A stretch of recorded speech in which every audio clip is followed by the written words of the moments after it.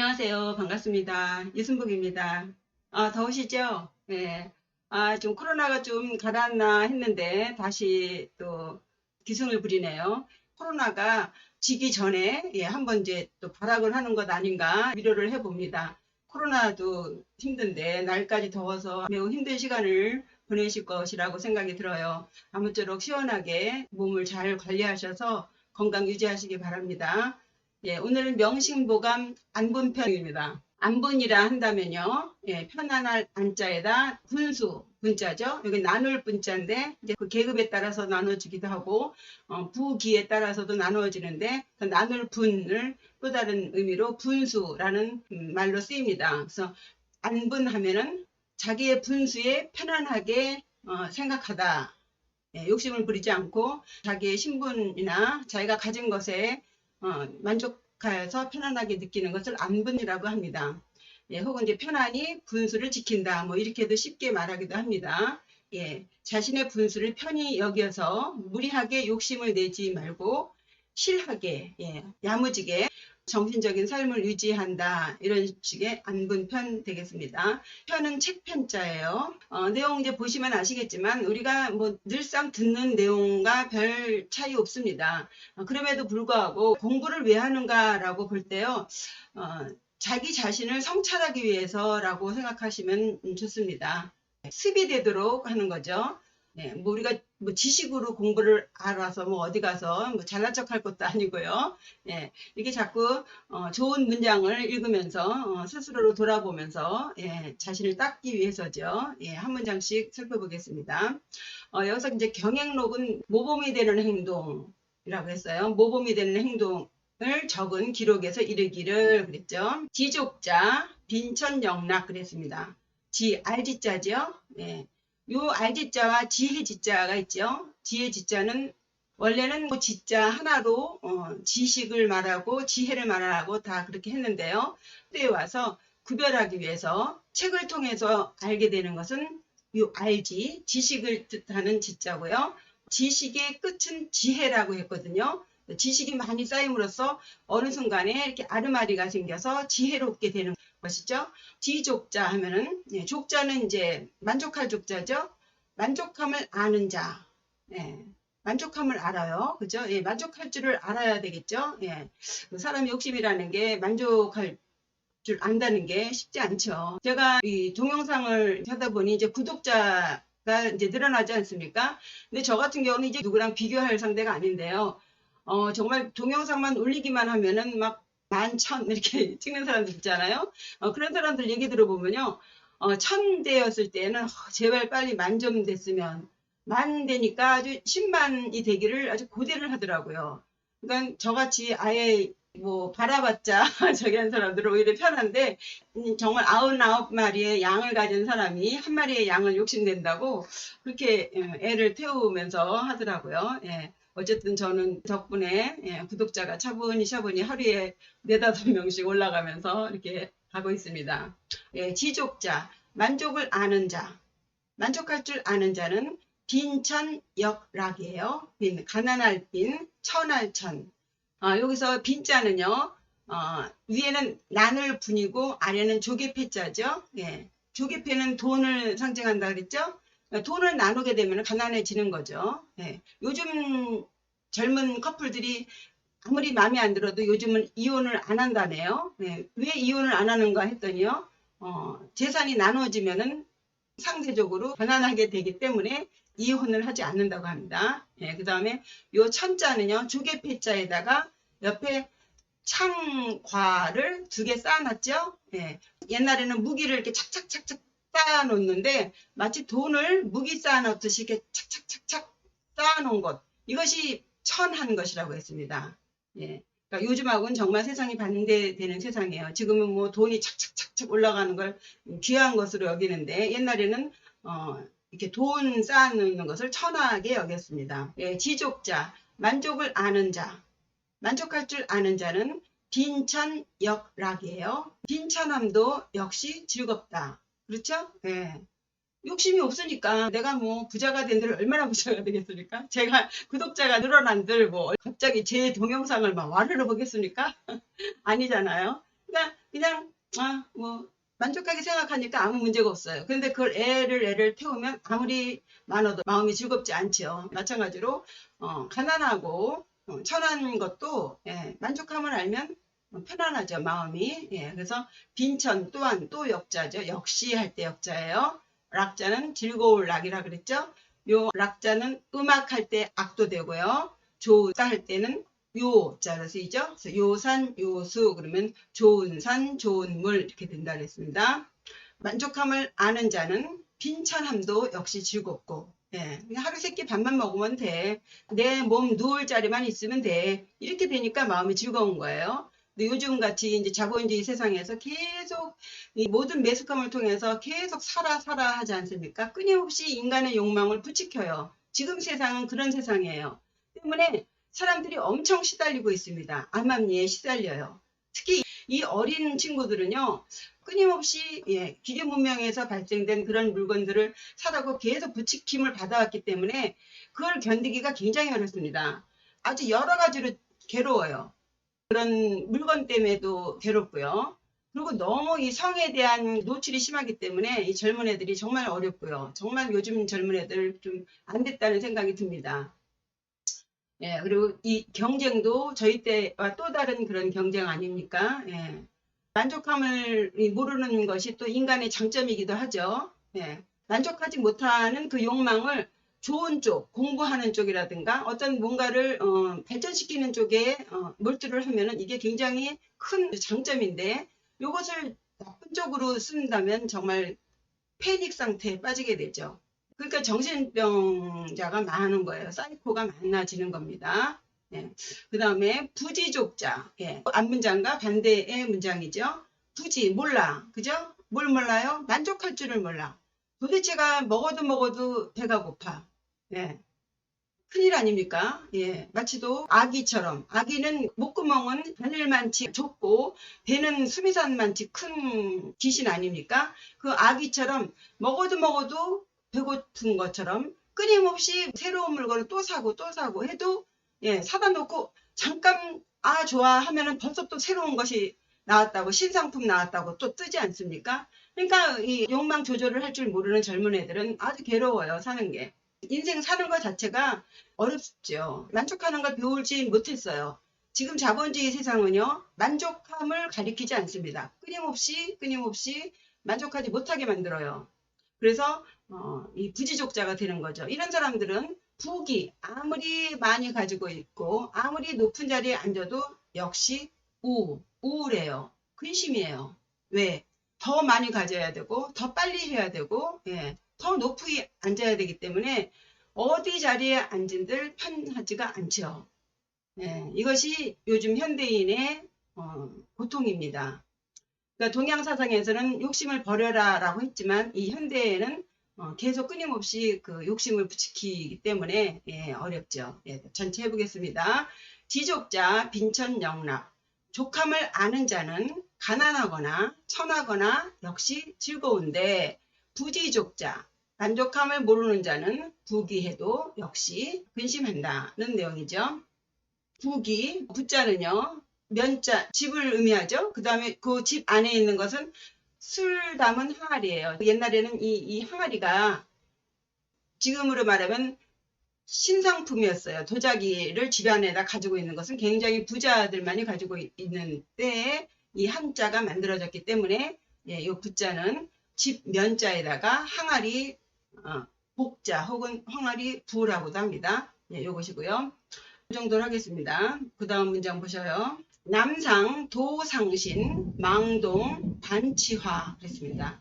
남상, 남은요 넘칠 남자예요. 혹은 지나칠 남자라고도 합니다. 요게 물수변이 있고요. 옆에 요게 볼감자죠. 요 볼감자는 그릇 영자 위에 요 신하 신자에다가 사람 인자예요. 이 신하라는 신자는요 원래 눈을 부릅뜬 모양을 한 것이에요. 그러니까 왕 앞에서 신하가 아주 정신을 바짝 차리고 눈을 똑바로 뜨고 왕의 명을 받아서 행하는 사람이기 때문에 신하는 이 눈을 부릅뜬 눈에서 온 글자가 신자가 되겠습니다. 이건 사람 인자예요. 그러니까 사람이 눈을 부릅뜨고 이 그릇 안을 들여다본다 하는데 이 그릇 안에는 이제 물이 들어있는 거죠. 그러니까 물속을 들여다보면서 자기 자신을 보는 거예요. 마치 또 이렇게 거울 들여다보듯이. 예. 그래서 그 감자가 자기 자신을 비춰보는 그런 감자입니다. 근데 여기다 물 수변이 들어가면 넘치다, 범람하다, 지나치다 라는 의미가 있어요. 그래서 남상 하면은 넘치는데 무엇이 넘치느냐? 상상이 넘쳐. 오만 생각을 다 하는 거예요. 남상, 지나치게 생각하는 거예요. 지나치게 생각하는 것은 도상신이에요. 오직 도자죠. 상은 상할 상자예요. 다칠 상자. 신은 귀신 신자죠. 지나치게 생각하는 것은 오직 정신을 상하게 할 뿐이다예요. 한계부사예요. 한계. 오직 뭐뭐 할 뿐이다. 요즘 세상은요, 가슴보다는 머리를 더 중시하는 세상이죠. 서양의 머리가 지금 동양의 가슴을 이기고 있는 세상이에요. 그래서 지금은 이제 머리 좋은 사람을 더 높이 치는데, 원래 우리 동양에서는요, 이 머리 굴리는 것을 좋아하지 않았어요. 머리도 굴리면서 생각하는 것을 뭐 여우 같다든가 잔머리 굴린다 뭐 이런 식의 표현도 하고요. 옛날에 시어머니가 며느리에게 쌀을 주면서 쌀을 다 이렇게 일을 다 골라라 뭐 이런 식의, 지금 같아서는 일도 아닌 일을 이렇게 시키는 것은요, 남상하지 못하게 하기 위해서 그런 겁니다. 쓸데없는 생각을 해봤자 정신만 상하게 할 뿐이다. 그러니까 그렇게 머리 굴리면서 이런저런 상상하지 말아라. 동양에서는 그렇습니다. 그런데 이게 쓸데없는 생각이 아니고 정말 좋은 생각이라면 해야 되겠죠. 그다음에 망동, 그죠? 함부로 망자예요. 이 망자는 위에 망할 망, 없을 망에다가 밑에 계집녀죠. 그래서 뜻은 계집녀예요. 남자들이 볼 때 여자가 좀 함부로 행동한다고 생각을 할 거예요. 그래서 그 계집녀에다 망자를 했는데요. 그 우리나라 근대의 미술 화가로서 제1호 서양 화가인 나혜석이라는 분이 있는데요.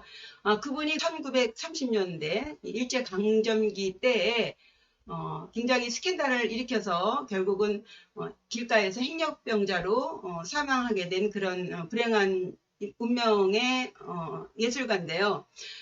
그 나혜석에 대해서 이제 길게 얘기하면 또 그렇고요.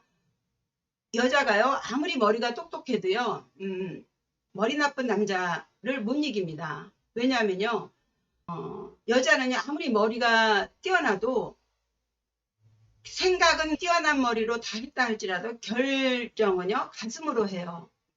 상대적으로 남자에 비해서. 남자는요, 머리가 나쁘다 하더라도요, 결정을 할 때에는요, 가슴으로 결정하지 않아요. 머리로 결정을 해요. 때문에 아무리 똑똑한 여자라 할지라도 머리 나쁜 남자하고 1대1로 붙으면은요, 여자가 이기기 어렵습니다. 다 그런 건 아니에요. 일반적으로 그렇습니다. 그래서 이 나혜석이라는 그런 철부지 예술가 한 여자를 두고 그 당시에 가부장적인 그런 시대에서 그 남자들이 이 나혜석을 어떻게 대우했는가는 정말 그 남자들이 볼 때는 그 나혜석이 망동한다고 생각하는 거죠.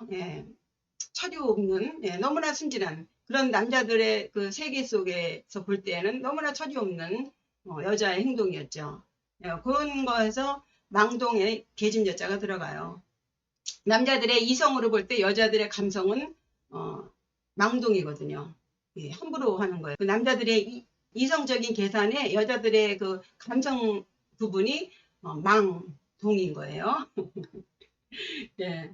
지금 세상이 많이 바뀌었죠. 어쨌든 망동, 함부로 하는 행동은 반치화 그랬습니다. 반, 오히려 반자죠. 반대 반자이지만 오히려 반자예요. 오히려 치화, 화를 부른다. 그죠? 다시 한번 읽어볼게요. 남상, 도상신, 망동, 반치화. 지나친 생각은 오직 정신을 상하게 할 뿐이다. 패닉 상태에 빠져요. 멍해지는 거. 오히려 너무너무 생각을 했기 때문에 완전 카오스 상태가 되는 거예요. 혼란스러운 거예요. 그리고 함부로 하는 행동은 오히려 화를 부른다. 그 다음 문장이요. 지족, 상족, 종신불욕, 지지상지, 종신무치라고 했죠.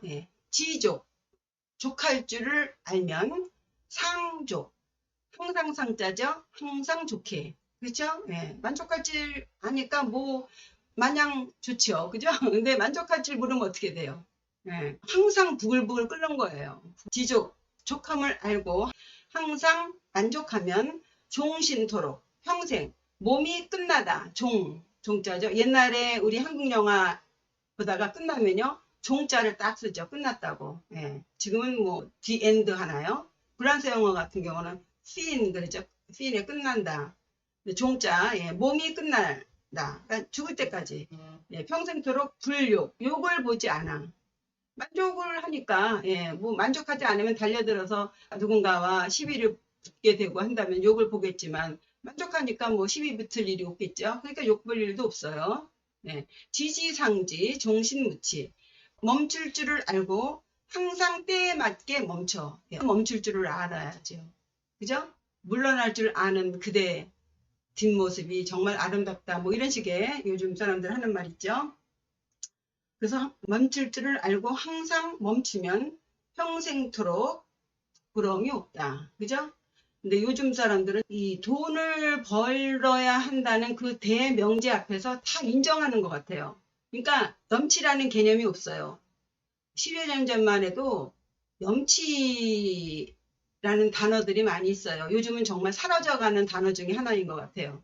염치가 없어요. 염치라는 말이 없어요. 뭔가 먹이가 딱 있을 경우에 달려들어서 막 그것을 뺏으려고 하는 거를 당연하게 받아들여요.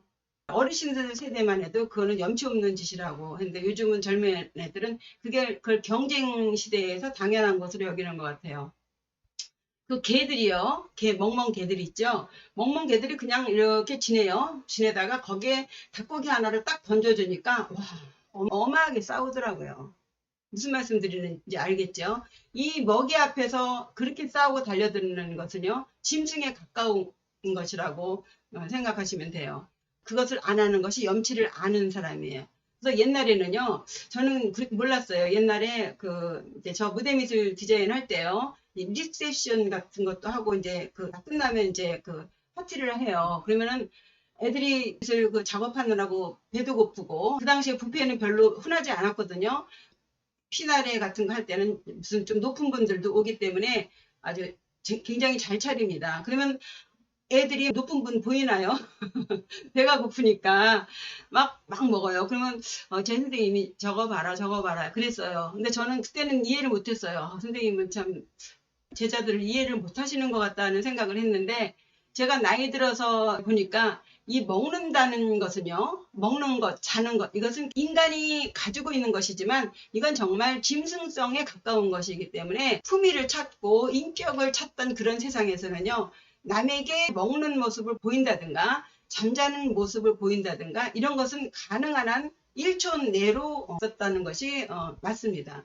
정말 인간이 이 먹는 것만요, 이 먹는 것만 끊을 수 있다면 인간을 넘을 수 있거든요. 근데 그거 먹는 것 때문에 못 넘어가거든요. 그것을 옛 사람들은 그걸 알았던 거예요. 그래서 그 자신 안에 있는 그 짐승성, 그것을 가능한 한 남에게 보이지 않는 것이, 그런 것이 밑에 깔려 있었던 거죠. 네, 이해하실 것이라 생각이 듭니다. 요즘 TV에서, 그건 너무 심해요. 막 정말 개돼지처럼 먹는 것을 미화시키지 않습니까? 이건 교육적으로 정말 나쁜 거거든요. 이게 정말 어떻게 하려고 저러는지 모르겠어요. 저도 이제 나이가 들어서 꼰대가 됐나 봐요. 야, 아주 걱정이에요. 앞을 보나 뒤를 보나. 예, 걱정입니다. 예, 다시 한번 해볼까요? 예, 지족, 상족, 종식불족. 예, 족함을 알고 항상 만족을 하면 평생도록 욕을 보지 않고 지지상지 정신무치. 예, 멈출 때 멈출 줄을 알면 항상 때때마다 멈추기 때문에 평생토록 부끄러울 일이 없죠. 정말 스스로 부끄러워하면서 달려드는 일이 있잖아요. 예, 내가 이렇게까지 해야 돼? 이런 것을 우리 세대나 어르신들 세대는 많이 느끼고 살았죠. 내가 무슨 영광을 보려고 이 짓을 하면서 이렇게까지 해야 돼? 이랬는데 요즘은 그런 개념이 없어요. 당연하게 돈 앞에서 다 무너졌습니다. 예. 같이 한번 읽어보시겠습니다.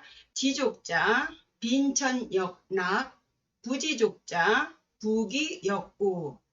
족함을 아는 자는 가난하거나 천하거나 역시 즐거운데 만족함을 모르는 자는 부귀해도 역시 근심한다. 남상, 도상신, 망동, 반치화.